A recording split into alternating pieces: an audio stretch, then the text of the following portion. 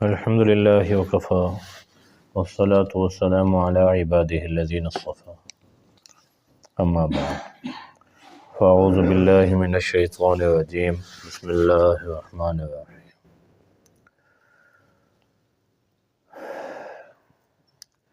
إنما المؤمنون الذين آمنوا بالله ورسوله وإذا كانوا معه على أمر جامع لم يذهبوا حتى يستأذنوه. ایک دفعہ دو شریف اللہم صلی علی سیدنا و مولانا محمد وبارک وسلم وصلی علیہ.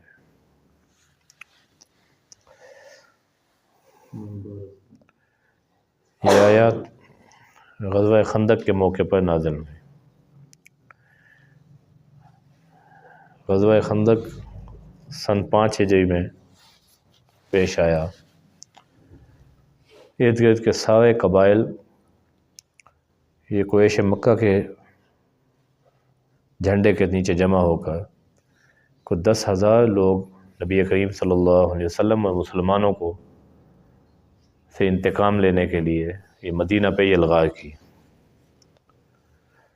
تو اس موقع پر اللہ تعالیٰ نے مسلمانوں کی جو تنظیم سازی ہے اس میں ہدایات اور احکامات بیان کیے اور منافقین کا طرز عمل بھی بیان کیا. مسلمانوں کو ہدایت یہ ہے کہ جب نبی کریم صلی اللہ علیہ وسلم کسی اجتماعی کام کے لیے جمع کرائیں تو پھر انفرادی تقاضے جو ہیں، انفرادی ضروریات، ان کو پس پشت رکھا جائے اور اجتماعی کام کو اہمیت دی جائے. اور اگر انفرادی کام اس کی نوعیت ایسی ہے کہ وہ بہت زیادہ ضروری ہے اور جانا پڑ بھی جاتا ہے تو نبی کریم صلی اللہ علیہ وسلم سے اجازت طلب کر کے جائیں، بغیر اجازت کے نہ جائیں. منافقین ایسے موقع پہ بھی پیچھے نہیں ہٹتے تھے، غیر حاضر نہیں ہوتے تھے. بس آیا ایسے ہاتھ لگوایا کام کو، چکا کے نکل گئے. وہ حاضری لگ جائے، لوگوں کو پتہ لگے کہ یہ لوگ بھی کام میں شریک تھے. تو صحابہ کرام ہر وقت نبی کریم صلی اللہ علیہ وسلم کے ساتھ مشقت کے کام کر رہے ہیں. تو کبھی اپنی ضروریات کے لیے اگر جانا پڑا ہے تو پھر نبی کریم صلی اللہ علیہ وسلم سے اجازت طلب کریں. پھر اجازت مانگی ہے، ہر حال میں آپ اجازت دے دیں یہ بھی نہیں کہا. بس جس کے لیے مناسب سمجھیں فَأْذَن لِمَنْ شِئْتَ مِنْهُمْ، آپ ان میں سے جس کے لیے چاہیں اجازت دے دیں. پھر وَاسْتَغْفِرْ لَهُمْ، آپ اللہ سے ان کے لیے استغفار بھی کریں. کبھی ایسا ہو جاتا ہے انسان حالات سے مغلوب ہو کر فیصلہ نہیں کر سکتا کہ میں ترجیح کس کام کو دوں. اب اس کو یہ لگا کہ میرا جو انفرادی کام ہے یہ زیادہ اہمیت کا حامل ہے، حالانکہ حقیقت میں کچھ بھی نہیں ہے، کچھ بھی نہیں ہے. یعنی لوگ 2 مہمان جو آ جائیں نا نماز چھوڑ دیتے ہیں. یا مہمان آ گئے تھے تو بھی مہمانوں کو بھی ساتھ لے کے آنا چاہیے. بھائی مہمانوں سے کون آپ نماز پڑھتے ہیں، نماز کے بعد پھر بیٹھیں گے گپ شپ لگائیں گے. تو ترجیحات کا تعین یہ بڑا مسئلہ ہوتا ہے. تو ایسا ہو سکتا ہے کہ صحابہ آپ کے سامنے کوئی مسئلہ بیان کریں جو ان کے ذہن میں بہت بڑا ہے لیکن حقیقت میں بڑا نہیں ہے. تو یہ تو اللہ کے کام کو اپنے ذاتی کام پہ ترجیح دینا لازم آیا.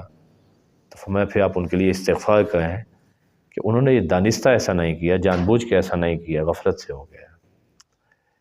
پھر فَإِنَّ اللَّهَ غَفُورٌ رَحِيمٌ، آپ استغفار کریں گے اللہ بخش دیں گے. اللہ تو بخشنے والے ہیں، رحم کرنے والے ہیں. تو یہ ہدایات مفسرین فرماتے ہیں نبی کریم صلی اللہ علیہ وسلم کے بعد مسلمانوں کا جو حکمران جو مسلمانوں کو کسی اجتماعی ضرورت پہ بلائے اس کے لیے بھی یہی احکامات ہیں کہ پھر مسلمانوں کو اپنے انفرادی تقاضے ان کو پس پشت ڈالنا چاہیے. ورنہ کوئی بھی بڑا کام ایسا نہیں ہو سکتا جب تک آپ لوگ سارے منظم نہ ہوں. ایک کا منہ اس طرف ہے، ایک کا اس طرف ہے. ہر کوئی کہتا ہے بچوں کو چھوڑنا ہے، فلاں کرنا ہے، فلاں کرنا ہے، جی گھر میں سبزی لے کے دینی ہے، فلاں ہے فلاں ہے. یہ تو ہر کسی کے ساتھ اللہ نے یہ دھندے لگائے ہیں نا. پھر اجتماعی کام کیسے ہوں گے؟ یہ قوم ترقی کیسے کرے گی؟ ملک کا نظام کیسے چلے گا؟ تو یہ ساری ہدایات نبی کریم صلی اللہ علیہ وسلم کے ذریعے امت کو دی گئی. تو اللہ فرمائے انما المؤمنون، سوائے اس کے نہیں ایمان والے تو وہ لوگ ہیں آمنوا باللہ و رسولہ، جو اللہ اور اس کے رسول پر حقیقت میں ایمان لائے، اوپر سے ایمان نہیں لائے، دل سے ایمان لائے۔ وَإِذَا كَانُوا مَعَهُ عَلَىٰ أَمْرٍ جَامِعٍ لَمْ يَذْهَبُوا، اور جب وہ نبی کریم صلی اللہ علیہ وسلم کے ساتھ کسی اجتماعی کام پر ہوتے ہیں، لم يذهبوا حتى يستأذنوا، وہ اجازت طلب نہیں کرتے یہاں تک، وہ نہیں جاتے یہاں تک کہ وہ اجازت طلب کر لیں۔ پھر ان الذین یستأذنونک، جو آپ سے آ کر اجازت طلب کر رہے ہیں، اولئک الذین یؤمنون باللہ ورسولہ، یہ لوگ اللہ اور اس کے رسول پر ایمان رکھتے ہیں۔ یہ صرف اجتماعی کاموں کے لیے ہے۔ ویسے کسی مجلس میں اتفاقاً جمع ہو گئے ہیں اور کسی ضرورت سے اٹھ کے جانا پڑا ہے تو صحابہ سے یہ بھی ثابت ہے، جیسے چھینکنا ہے یا ویسے قضاء حاجت ہے یا کسی اور کام سے ہے، تو وہ بغیر اجازت طلب کیے بھی کہ ماحول جو ہے وہ ڈسٹرب نہ ہو، وہ بغیر اجازت کے بھی گئے ہیں۔ لیکن جب نبی کریم صلی اللہ علیہ وسلم نے کسی مقصد کسی کاز سے جمع کیا ہے تو پھر فرمایا کہ جو آپ سے اجازت لے کے جا رہے ہیں تو اولئک الذین یؤمنون باللہ ورسولہ، یہ لوگ اللہ اور اس کے رسول پر ایمان رکھتے ہیں۔ فَإِذَا اسْتَأْذَنُوكَ لِبَعْضِ شَأْنِهِمْ، اگر وہ آپ سے اجازت طلب کریں اپنی حالت میں سے کسی، اپنی ضروریات میں سے کسی کے لیے، فَأْذَن لِمَنْ شِئْتَ مِنْهُمْ، آپ اجازت دے سکتے ہیں ان میں سے جس کو چاہیں۔ یہ نہیں ہے کہ آپ پہ اب لازمی ہے کہ آپ نے جس نے اجازت مانگی آپ اس کو اجازت ہی دے دیں، بٹھا بھی سکتے ہیں کہ بیٹھ جائیں یہ کام کر کے جائیں۔ وَاسْتَغْفِرْ لَهُمُ اللَّهُ، پھر ہو سکتا ہے کہ انہوں نے ترجیحات کے تعین میں اجتہادی غلطی ہو گئی ہو، صحابہ جان بوجھ کے نہیں کرتے، صحابہ سے اجتہادی غلطی ہو جاتی ہے اور اجتہادی غلطی پہ اللہ اجر دیتے ہیں۔ اللہ کا عجیب معاملہ ہے، ہم غلطی کریں تو ہمیں اس پہ پکڑ ہے، صحابہ کرام اجتہادی غلطی کریں اس پہ بھی اجر ہے۔ میں ایک غلطی کی اجتہادی بنیاد پہ تو ایک اجر ہے، اور اگر اجتہاد کی بنیاد پہ معاملہ ٹھیک ہو گیا، اللہ کی منشا تک پہنچ گئے تو اللہ 2 اجر عطا فرمائیں گے۔ لیکن پھر بھی فرمایا آپ ان کے لیے استغفار کریں، ان اللہ غفور رحیم، اللہ تعالیٰ بخشنے والے رحم کرنے والے ہیں۔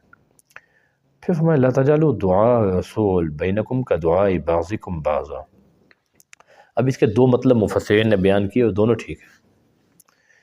فرمایا نبی کریم صلی اللہ علیہ وسلم جب کسی کام کے لیے تمہیں بلائیں تو اس کو ایسے نہ سمجھو جیسے تم آپس میں ایک دوسرے کو بلاتے ہو کسی بھی کام کے لیے اور پھر وہ اٹھ کے منہ اٹھا کے چل پڑا، اس کا ایسا نہیں ہے۔ نبی کریم صلی اللہ علیہ وسلم کی شان ایسی ہے، جب وہ بلائیں تو یہ اللہ کی طرف سے حکم ہے، اب اس کو پابندی سے بیٹھو، اس کام کو سر انجام دو، ایک مطلب۔ دوسرا مطلب لا تجعلوا دعاء رسول، تم نبی کریم صلی اللہ علیہ وسلم کو آواز دینا یہ ایسے نہ سمجھو جیسے تم آپس میں ایک دوسرے کو آواز دیتے ہو، یہ تو معاملہ بڑا حساس ہے۔ وہاں پہ جا کے تم نبی کریم صلی اللہ علیہ وسلم کو ایسے کہو کہ جیسے آپس میں ایک دوسرے کو نام لے کے آواز دیتے ہیں، میں ایسا نہ سمجھو۔ قد یعلم اللہ الذین یتسللون منکم لواذا، اب تو معاملہ ہی الگ ہو گیا، اللہ حفاظت فرمائے۔ اب تو وہاں مسجد نبوی میں روضہ اقدس کے سامنے لوگ سیلفیاں لے رہے ہیں، شور ہے، بدتمیزی ہے۔ اللہ کہہ رہے ہیں یہ ایسا نہیں سمجھو، ان عام مجالس میں اور نبی کریم صلی اللہ علیہ وسلم کی مجلس میں بڑا فرق ہے، اس کو عام نہ سمجھو۔ دوسری جگہ سورہ حجرات میں تفصیل سے بیان کیا وَلَا تَجْهَرُوا لَهُ بِالْقَوْلِ كَجَهْرِ بَعْضِكُمْ لِبَعْضٍ أَن تَحْبَطَ أَعْمَالُكُمْ وَأَنْتُمْ لَا تَشْعُرُونَ، حضور کو ایسے اونچی آواز سے نہ پکارا کرو، یہ نہ ہو تمہارے اعمال سارے ضائع ہو جائیں، ایک تم نے آواز دی بدتمیزی سے اور تمہارے سارے اعمال ضائع ہو گئے، تمہیں پتہ ہی نہیں ہے، سارا نامہ اعمال اللہ نے صاف کر دیا۔ ایسا نہ کرو، آداب کا لحاظ رکھو۔ پھر فرمایا قد یعلم اللہ الذین یتسللون منکم لواذا، اللہ خوب جانتے ہیں ان لوگوں کو جو خاموشی سے کھسک جاتے ہیں، بتاتے بھی نہیں ہیں۔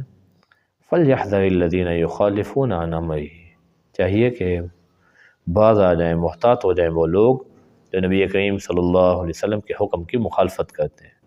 أَن تُصِيبَهُمْ فِتْنَةٌ، وہ اس بات سے ڈریں کہ ان کو کوئی آزمائش پہنچے، اور يُصِيبَهُمْ عَذَابٌ أَلِيمٌ، یا ان کو کوئی دردناک عذاب پہنچے۔ پھر فرمایا الا ان للہ ما فی السماوات والارض، آسمانوں اور زمینوں کی جو بادشاہی ہے وہ اللہ کے پاس ہے۔ قد یعلم ما انتم علیہ، اللہ خوب جانتے ہیں جس حال پر تم ہو، اللہ کو پتہ ہے، انسان کی نیت بھی اور انسان کی عمل بھی سارے اللہ کے سامنے واضح ہے، کوئی چیز چھپی ہوئی نہیں ہے۔ وَيَوْمَ يُرْجَعُونَ إِلَيْهِ، جس دن لوگ اللہ کی طرف لوٹائے جائیں گے، فَيُنَبِّئُهُم بِمَا عَمِلُوا، اللہ ہر بات کی اس وقت خبر دیں گے۔ ایسا نہیں ہے کہ وہاں نیت میں کچھ ہو، عمل میں کچھ ہو اور اللہ کے ہاں یہ چیز کاؤنٹ ہی نہ ہو، ایسا نہیں ہے۔ اللہ کے ہاں نیت بھی تولی جائے گی، عمل بھی تولا جائے گا، ہر چیز اللہ کے ہاں علم میں ہے۔ واللہ بکل شیء علیم، اللہ ہر چیز کو جاننے والے ہیں۔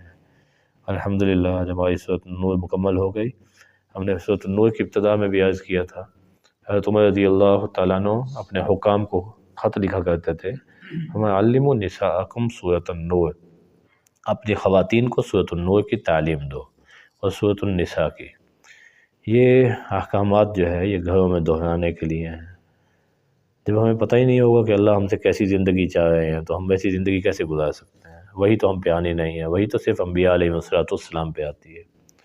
اب یہ باتیں گھروں میں تذکرے نہیں ہیں، جب گھروں میں تذکرے نہیں ہیں تو پھر انجام آپ کے سامنے ہے۔ تو یہ اللہ ہمیں بھی یہ توفیق دیں کہ اپنی بچیوں کو بھی، پہلے پرانی ایک ترتیب ہوتی تھی، بزرگ جو ہے بچیوں کو قرآن مجید کا ترجمہ پڑھا دیتے تھے خود ہی، اس کی بڑی برکات ہوتی تھی۔ وہ کچھ نہیں تو کم از کم اتنا تو پتہ ہوتا تھا نا، اہم باتیں تو سامنے آ جاتی تھی، لیکن اب تو یہ چیزیں ختم ہو رہی ہیں۔ اللہ ہمیں ان کو واپس زندہ کرنے کی توفیق عطا فرمائے۔ وآخر